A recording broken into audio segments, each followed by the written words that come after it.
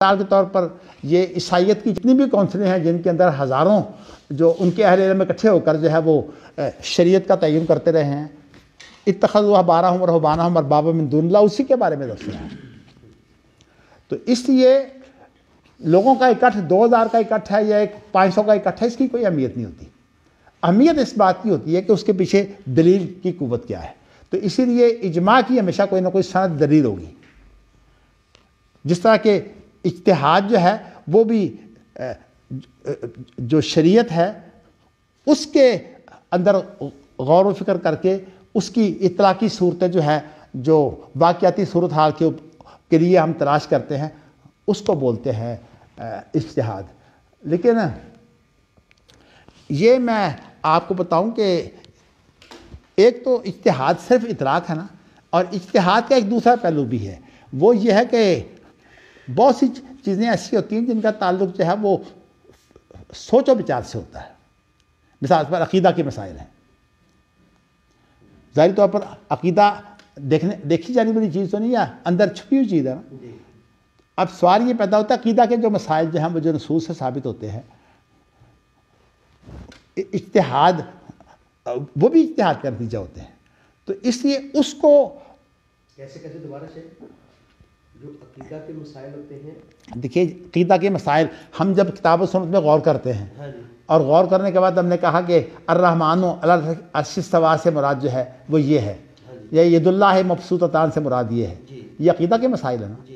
تو یہ بھی کتاب و سنت میں غور و فکر کر کے جب ہم کریں گے غور و فکر تو اس کے ساتھ ایک کوئی اس کا حاصل ہوگا نا نتیجہ، وہ بھی اجتہاد ہی ہوتا ہے۔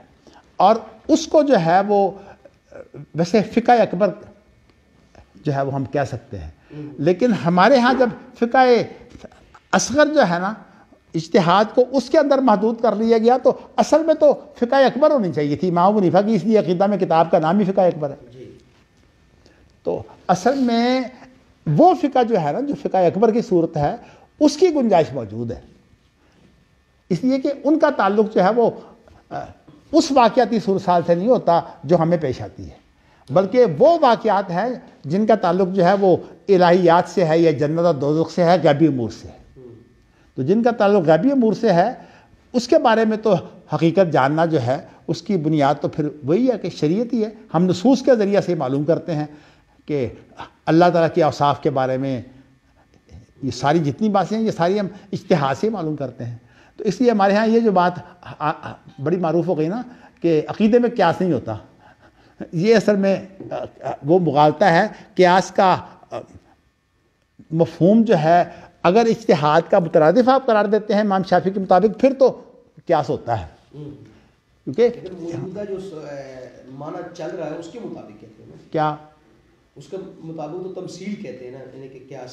دیکھیے میں آپ کو یہ بتا چکا ہوں کہ وہ اس بنیادی اختلاف کو تو میں نے اس طرح آپ کو بتایا ہے کہ ایک ہوتی ہیں وہ طریقے جب تمام کے تمام شریعت کے اندر اگر شریعت کے اندر وہ طریقے موجود ہیں تو وہ جائز ہیں، اور جو چیزیں جو ہیں وہ کتاب و سنت میں موجود نہیں ہیں ان کی کوئی حیثیت نہیں ہے۔ جس میں لیس کمثلہ شیء ہے تو اس کی بنیاد پر ہی کہتے ہیں نا کہ عقیدے میں قیاس نہیں ہوتا۔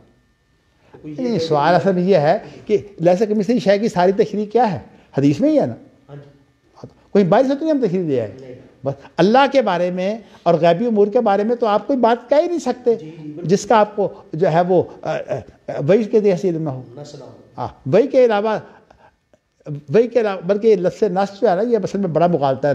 نص کا معنی کر لیا جاتا ہے متن، اور حالانکہ نص اور معنی متن کا فرق ہے، میں نے وہ آپ کو جو ہے وہ بتا دیا ہے۔ تو کچھ چیزیں جو ہیں وہ اس طرح بکھری ہوئی شکل میں آپ کے سامنے آ گئی ہیں۔